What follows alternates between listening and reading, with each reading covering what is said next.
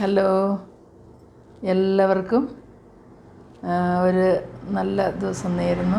അതോടൊപ്പം എല്ലാവർക്കും ഒരു സ്നേഹവന്ദനം അറിയിക്കുകയാണ്. ഈ വുമൺ ഓഫ് ഓണർ സീരീസ് എന്ന ഈ യൂട്യൂബ് ചാനലിലേക്ക് എല്ലാവർക്കും സ്വാഗതം. ഇന്ന് ഞാൻ സംസാരിക്കാനായിട്ട് ആഗ്രഹിക്കുന്ന കാര്യം എന്നെ വളരെയധികം ചിന്തിപ്പിച്ച ഒരു വിഷയമാണ്. അതായത് പ്രത്യേകിച്ച് ഞാനൊരു കുറച്ച് ദിവസങ്ങൾക്ക് മുമ്പ് ഒരു വീഡിയോ ചെയ്തിരുന്നു.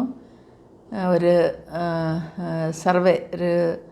സർവേ റിപ്പോർട്ടിനെ കുറിച്ച്. അതായത് ഈ എൽഡർലി പേഴ്സൺസ് ഇന്ത്യയിലെ സീനിയർ സിറ്റിസൺസിൻ്റെ ഒരു ജീവിതത്തിലെ സാഹചര്യങ്ങളെക്കുറിച്ചുള്ള ഒരു വീഡിയോ ആയിരുന്നു. അത് ബേസ്ഡ് ഓൺ ദ റിപ്പോർട്ട്.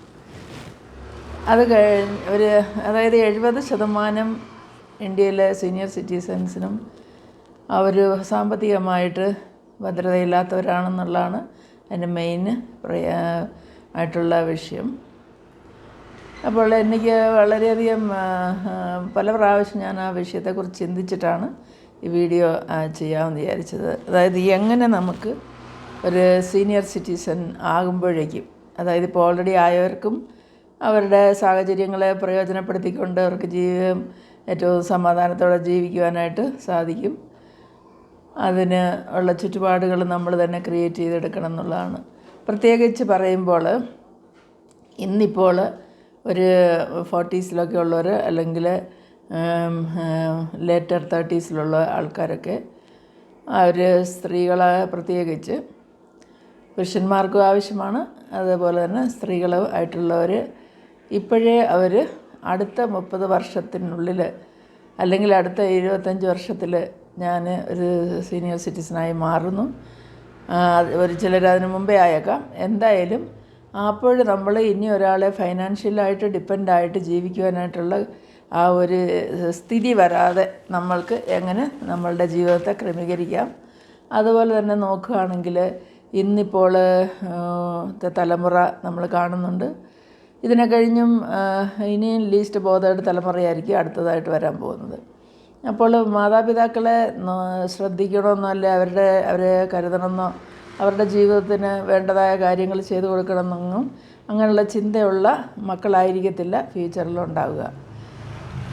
ഇപ്പോൾ തന്നെ നമുക്കറിയാം, അഗതി മന്ദിരങ്ങളുടെ അതുപോലെ തന്നെ സീനിയർ സിറ്റിസൺ ഹോംസിൻ്റെയൊക്കെ നമ്പറുകൾ വളരെയധികം കൂടിക്കൊണ്ടിരിക്കുന്ന ഒരു കാലയളവാണ്. പ്രത്യേകിച്ച് കേരളത്തിൽ അതുപോലുള്ള പട്ടണങ്ങളിലൊക്കെ നിറയെ അങ്ങനെയൊരു സാഹചര്യമാണുള്ളത്. ഇങ്ങനെ നോക്കുമ്പോൾ ഇപ്പോൾ തന്നെ നമ്മുടെ ഒരു റിട്ടയർഡ് ലൈഫിനെ കുറിച്ച് നമ്മൾ മുൻപേ കരുതി അതിനായിട്ട് നമ്മൾ കുറച്ച് പണം സ്വരൂപിച്ച് വെക്കേണ്ടത് നമ്മുടെ ആവശ്യമാണെന്നുള്ളത്, അത് വളരെ ഇമ്പോർട്ടൻ്റ് ആയിട്ടുള്ളൊരു കാര്യമാണെന്നുള്ളത് നമ്മൾ മനസ്സിലാക്കിയിരിക്കണം. പ്രത്യേകിച്ച് പറയുമ്പോൾ വികസിത രാജ്യങ്ങളൊക്കെ, ഡെവലപ്ഡ് കൺട്രീസിലൊക്കെ, പ്രത്യേകിച്ച് കാനഡ, അമേരിക്ക അതുപോലെയൊക്കെയുള്ള വലിയ വെസ്റ്റേൺ കൺട്രീസിലൊക്കെ വന്നിട്ട് അവർ ജോലിയിലിരിക്കുന്ന സമയത്ത് തന്നെ അവർ അങ്ങനെ ഒരു ഫണ്ട് പ്രത്യേകമായിട്ട് വെക്കുന്നു. തന്നെ അവിടുത്തെ രാജ്യങ്ങളിൽ വന്നിട്ട് സീനിയർ സിറ്റിസൺസിന് വന്നിട്ട് വേണ്ടതായ ഫണ്ട്, അല്ല അവരുടെ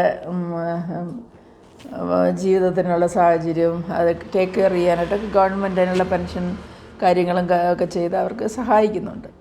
അവർക്ക് അങ്ങനെയുള്ള സ്കീമുകളുണ്ട്. പെൻഷന് 65 വയസ്സാണ് അവിടെയൊക്കെ റിട്ടയർമെൻറ്റ് ഏജ്.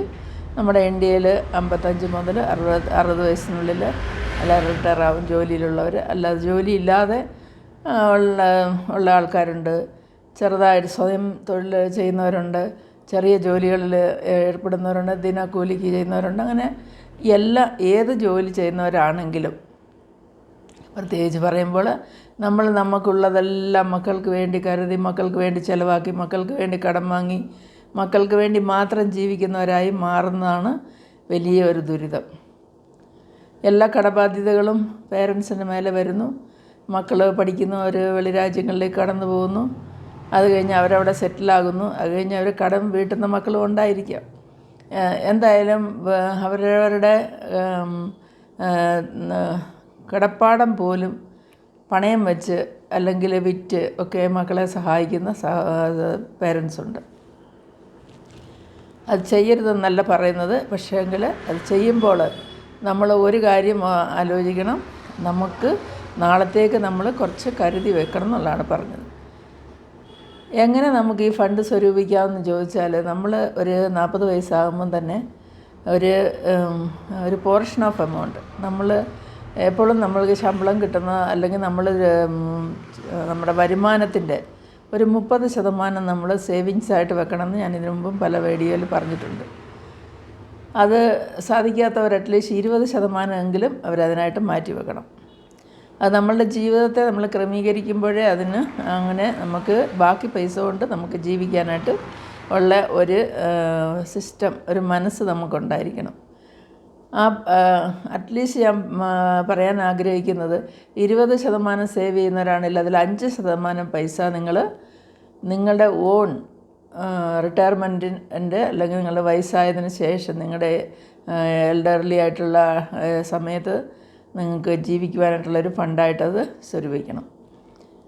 അത് ദിവസക്കൂലി ഉള്ളവർക്കാണെങ്കിൽ പോലും അതിൽ നിന്ന് ഒരു പോർഷൻ മാറ്റി വെച്ചിട്ട് മാസത്തിലൊരിക്കൽ അവർക്ക് പോസ്റ്റ് ഓഫീസിലോ അല്ലെങ്കിൽ ബാങ്കിലോ എവിടെ വേണമെങ്കിലും അത് സേവ് ചെയ്യാൻ പറ്റും. ഇന്നിപ്പോൾ ഓൺലൈൻ ബാങ്കിങ്ങും അതുപോലെ തന്നെ നമ്മളുടെ ബാങ്കുകളിൽ തന്നെയാണെങ്കിലും പല ഫെസിലിറ്റികളുണ്ട്. അപ്പോൾ പോസ്റ്റ് ഓഫീസിൽ നിറയെ സ്കീമുകളുണ്ട്. അതുപോലെ തന്നെ വലിയ എമൗണ്ട് വേണ്ട, നിങ്ങളാൽ ആകുന്നത്, ഇപ്പോൾ ഒരു വലിയ വരുമാനമുള്ള ആൾക്ക് 20% എന്ന് പറയുന്നത് അവർക്ക് വലിയ എമൗണ്ട് ആയിരിക്കും. അല്ലെങ്കിൽ അവർക്ക് ഒരു പക്ഷേ 10% അവർക്ക് മാറ്റി വെക്കാൻ സാധിക്കും. ചിലർക്ക് 10% മാറ്റി വെക്കാൻ സാധിച്ചില്ലെങ്കിലും ഇൻഷുറൻസ്, അതുപോലെ ബോണ്ടുകൾ, അങ്ങനെയുള്ള ഇതിലൊക്കെ ചേരുക. അപ്പോൾ നമ്മൾ മന്ത്ലി കുറച്ച് പൈസ അടയ്ക്കുന്നു, നമുക്കതൊരു വലിയ റിട്ടേണായിട്ട് തിരിച്ചു കിട്ടുന്നുള്ളതാണ്. പ്രത്യേകിച്ച് മണി ബാക്ക് പോളിസികൾ അങ്ങനെയുള്ള കാര്യങ്ങളിലൊക്കെ നമ്മൾ എടുത്തിട്ട് ഇൻ ബിറ്റ്വീൻ വരുന്ന ആ പൈസ പിന്നെ നമ്മളത് ഇൻവെസ്റ്റ് ചെയ്ത് അങ്ങനെ നമുക്ക് നമ്മുടെ ഫണ്ടിനെ കൂടുതലാക്കിയിട്ട് ഒരു ഇതിലേക്ക് മാറ്റിയെടുക്കാൻ സാധിക്കും. അതുപോലെ തന്നെ നമ്മൾ എല്ലാം കടം വാങ്ങിച്ച് ജീവിക്കുന്ന ആ ഒരു സ്വഭാവം ഒരിക്കലും നല്ലതല്ലെന്നുള്ളതാണ്. കടം നിവൃത്തിയില്ലെങ്കിൽ മാത്രമേ വാങ്ങാവുള്ളൂ. അത് ന്യായമായിട്ടുള്ള ലോണുകൾ മാത്രമേ എടുക്കാവുള്ളൂ. അത് പലിശ കൂടുതലുള്ളതും പേഴ്സണൽ ലോൺ അങ്ങനെയുള്ള കാര്യത്തിലൊക്കെ ചെന്ന് അധികം തല വയ്ക്കാതിരിക്കുക. അപ്പോൾ നമ്മൾ ചെറിയ പ്രായത്തിൽ തന്നെ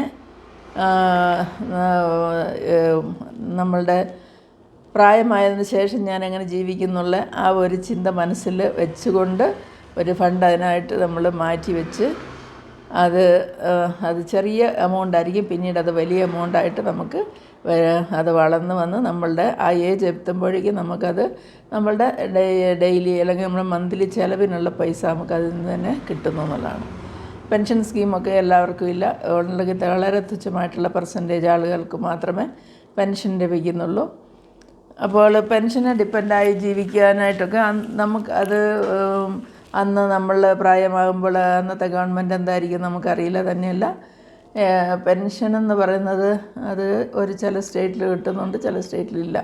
അത് എല്ലാവർക്കും ബാധകമല്ല. അപ്പോൾ ഈ കാലയളവിൽ ഞാൻ കണ്ടുവരുന്ന ഈ 70% ആൾക്കാർക്കും അതിൽ ചിലർക്ക് ഒരു നേരം ഭക്ഷണത്തിന് പോലും ഇല്ലാത്ത ആൾക്കാരുമുണ്ട്. അങ്ങനത്തെ ഒരു സ്ഥിതിയിൽ നമ്മൾ വന്നു ചേരാതിരിക്കാനായിട്ട് നമ്മൾ സ്വയം നമ്മൾക്ക് വേണ്ടി കരുതുന്നവരായിരിക്കണം എന്നുള്ളതാണ്. അതുപോലെ തന്നെ മെഡിക്കൽ ഇതിൽ നമുക്ക് ഒരുപാട് പൈസ ചിലവാകുന്ന ഒരു കാലമാണിത്. ഇന്നിപ്പോൾ അതൊരു സേവനമായിട്ട് തോന്നുന്നില്ല, അതൊരു ബിസിനസ്സാണ് ഇപ്പോൾ. ഗവൺമെൻറ് ഹോസ്പിറ്റലുകളെ ഡിപ്പെൻഡ് ആകിയാൽ തന്നെ നമുക്ക് എത്രമാത്രം അതും എല്ലാവർക്കും പ്രാവർത്തികമാകുന്ന കാര്യങ്ങളല്ല, എല്ലാ സ്ഥലത്തും അതില്ല. അപ്പോൾ നമ്മളുടെ ഹെൽത്തിനെ നമ്മൾ ശ്രദ്ധിക്കേണ്ടത് ഒരു വലിയ ആവശ്യം തന്നെയാണ്. പ്രത്യേകിച്ച് നമ്മളുടെ ഈ ജീവിതശൈലി രോഗങ്ങൾ കഴിവതും വരാതെ നമ്മൾ നോക്കണം എന്നുള്ളതാണ്. ഇപ്പോൾ വന്നു പോയവർക്ക് ഒന്നും ചെയ്യാൻ പറ്റില്ല. അവർ അതിനെ വന്നിട്ട് ഇപ്പോൾ ഒരുപാട് നമ്മൾ ഡയറ്റിൽ കൂടെയും എക്സസൈസ് ഒരുമാതിരി നമ്മളതിനെ കെയർ ചെയ്ത് കഴിഞ്ഞാൽ നമുക്കതിലൊക്കെ കൺട്രോളിൽ നിർത്തുവാനായിട്ട് സാധിക്കും. ഒരു ഭക്ഷണത്തിൻ്റെ ടേസ്റ്റ് മാത്രം നോക്കാതെ നമ്മൾ അതിൻ്റെ ക്വാളിറ്റി നോക്കിക്കൊണ്ട് അതിൽ നമുക്ക് ആവശ്യമുള്ള ഭക്ഷണം മാത്രം കഴിച്ചുകൊണ്ട് നമ്മുടെ ശരീരത്തെ നമുക്ക് കുറച്ചൊക്കെ ശ്രദ്ധിച്ചു കഴിഞ്ഞാൽ ഒരുപാട് രോഗങ്ങളെ നമുക്ക് അവോയ്ഡ് ചെയ്യാൻ സാധിക്കുന്നുള്ളതാണ്. മൂന്നാമതായിട്ട് പറയുന്നത് നമുക്ക് സ്ട്രെസ്സ്. ഈ ഒരുപാട് സ്ട്രെസ് എടുത്തുകൊണ്ട് നമുക്കൊന്നും സാധിക്കുന്നില്ലെന്നുള്ളതാണ്. അധികം നമ്മൾ ആകുല ചിന്തകളും അതുപോലെ നമ്മളതിനെക്കുറിച്ച് പറയുകയും ഒക്കെ ചെയ്തിട്ട് അത് മനുഷ്യനാണ് സഹജമായിട്ട് വന്നു പോകും. എന്നാൽ അതിനെ നമ്മൾ കൺട്രോൾ ചെയ്യാനും നമ്മളുടെ സ്ട്രെസ് മാനേജ്മെൻറ്റ് ചെയ്ത് എപ്പോഴും നമ്മളുടെ മനസ്സിനെ കൺട്രോളിൽ വെക്കുന്ന രീതിയിലുള്ള തിങ്കിങ്സ്, അങ്ങനെയുള്ള ഒരു സ്വഭാവം നമ്മൾ രൂപീകരിച്ചത് നമ്മുടെ മനസ്സിനെ നമ്മൾ തന്നെ കൺട്രോൾ ചെയ്യണം. മനസ്സ് നമ്മളെ കൺട്രോൾ ചെയ്യാതെ അങ്ങനത്തെ ഒരു രീതിയിലേക്ക് നമ്മളുടെ ആറ്റിറ്റ്യൂഡിനെ വളർത്തിയെടുക്കണം.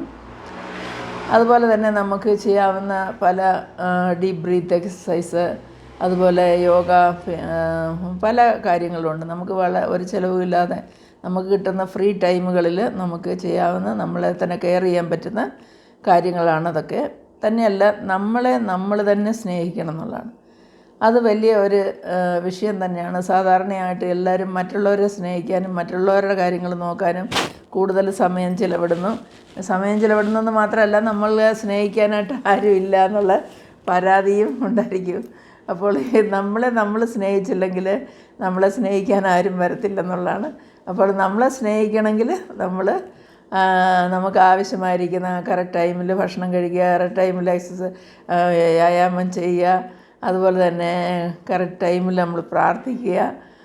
നമ്മളൊരു സിസ്റ്റം ഉണ്ടാക്കിയിട്ട് ടൈം മാനേജ്മെൻ്റ് എന്നുള്ള കാര്യത്തിൽ നമ്മൾ നല്ല മിടുക്കരായിട്ട് നമ്മുടെ കാര്യങ്ങൾ ചെയ്യാനായിട്ട് പഠിക്കണം. ലേസിനെസ്സിനെ ദൂരെ എറിയണം എന്നുള്ളതാണ്. അത് ആക്റ്റീവായിട്ടിരിക്കുമ്പോൾ തന്നെ നമുക്ക് കുറേ രോഗങ്ങൾ മാറിപ്പോകുന്നുള്ളതാണ്. തന്നെയല്ല, വളരെ നമ്മൾ ഇന്നത്തെ തലമുറയിൽ നമുക്കറിയാം, മക്കൾ 1 അല്ല 2, അത് കൂടുതൽ മക്കളൊന്നുമില്ല. അപ്പോൾ നമ്മൾക്ക് കെയർ ചെയ്യാനായിട്ട് നമ്മൾ ആരെയും ഈവൻ ഫാമിലി സർക്കിളിലെന്നല്ല, നമുക്ക് ഹയർ ചെയ്യാൻ പോലും ആരെയും കിട്ടത്തില്ല. ഇപ്പോൾ നമുക്കറിയാം, പണം ഉണ്ടെങ്കിലും നമുക്ക് ഇഷ്ടപ്പെടുന്ന രീതിയിലുള്ള ഒരു വ്യക്തിയെയോ അല്ല നമ്മുടെ ഭാഷ സംസാരിക്കുന്ന ഒരാളെയോ അല്ലെങ്കിൽ നമ്മളെ സ്നേഹിക്കുന്ന ഒരാളെയോ പണം കൊടുത്താൽ പോലും കിട്ടാത്ത കാലമാണ്. അപ്പോൾ നമ്മൾ ഇന്ന് കാണുന്ന ഈ രീതി ഇനിയും മോശമാകത്തേ ഉള്ളൂ ഫ്യൂച്ചറിൽ നോക്കുമ്പോൾ.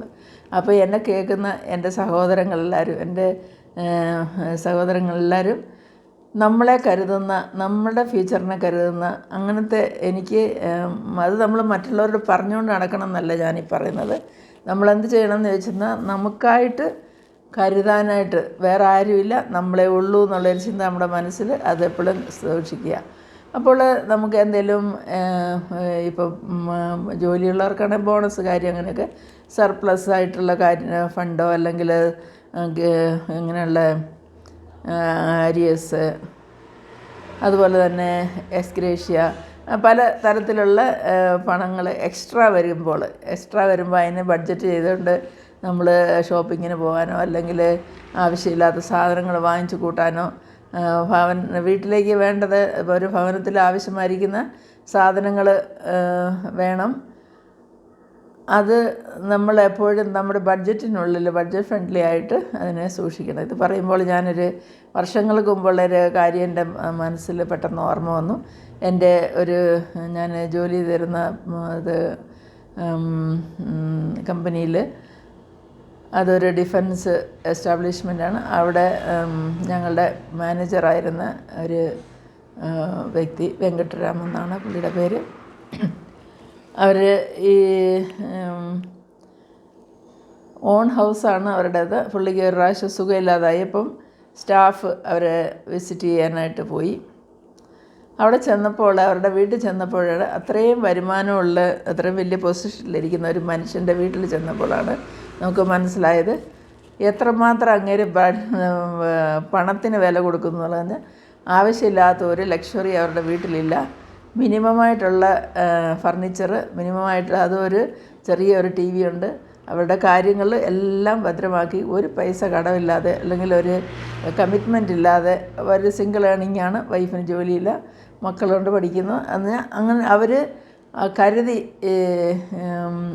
അവർ നാളെക്കുറിച്ച് കരുതുന്നവരാണെന്ന് അപ്പോഴും. പിന്നെ പലരും ആശ്ചര്യത്തോടെ ചോദിച്ചു, എന്താ സാറേ ഇങ്ങനെ എന്ന് ചോദിച്ചിട്ട്. ഒരു സോഫ സെറ്റ് പോലും അവരുടെ വീട്ടിലില്ലെന്നുള്ളതാണ്. ആ ചെയറുകൾ മാത്രം ഇട്ടിട്ടുണ്ട്, വളരെ മിനിമം ആയിട്ടുള്ള ഒരു ഇത്. അപ്പോൾ അങ്ങേര് പറഞ്ഞതാണ്, അവരുടെ മോനപ്പോൾ IIT പഠിക്കുകയാണ്. പറഞ്ഞത് ഈ കാണുന്ന നമ്മൾ കടം വാങ്ങിച്ച് കൂട്ടിയിരുന്ന ഈ സാധനങ്ങൾ നമ്മൾ ഉപയോഗിക്കുന്നില്ലെങ്കിൽ എന്ത് പ്രയോജനം? വെറുതെ മാസം മാസം നമ്മൾ റീഫണ്ട് EMI കെട്ടാമെന്നുള്ള ഒരിതേ ഉള്ളൂ. തന്നെയല്ല, വളരെ കാൽക്കുലേറ്റഡ് ആയിട്ടാണ് അവർ ജീവിക്കുന്നത്. അവർ പൈസ സേവ് ചെയ്ത് ബാക്കി പൈസ കൊണ്ട് മാത്രം ജീവിക്കുന്നു എന്ന് പറഞ്ഞിട്ട് അത് എന്നെ വളരെയധികം ചിന്തിപ്പിച്ചു എന്നുള്ളതാണ്. ഇത്രയും എല്ലാം സാലറി ഉള്ളൊരു മനുഷ്യൻ്റെ ജീവിത രീതി ഇത്ര സിമ്പിളാണെങ്കിൽ നമുക്കൊക്കെ ഇത് ഫോളോ ചെയ്യാൻ പറ്റുന്ന കാര്യമാണല്ലോ, കോപ്പി ചെയ്യാൻ പറ്റുന്ന കാര്യമാണല്ലോ എന്ന് വിചാരിച്ച് ഞാൻ റിട്ടയർ ആകുന്നതിന് 5 വർഷം മുമ്പ് തന്നെ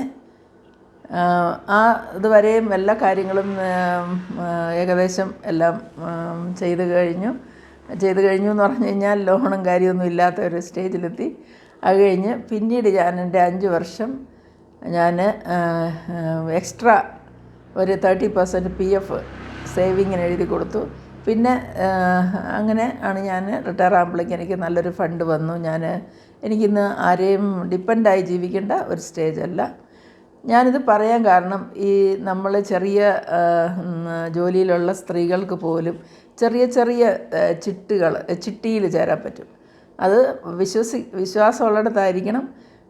ചെറിയ ചിട്ടിയിൽ ചേരുക, അല്ലെങ്കിൽ ഒരു ചെറിയ RD ഒരു 200 രൂപ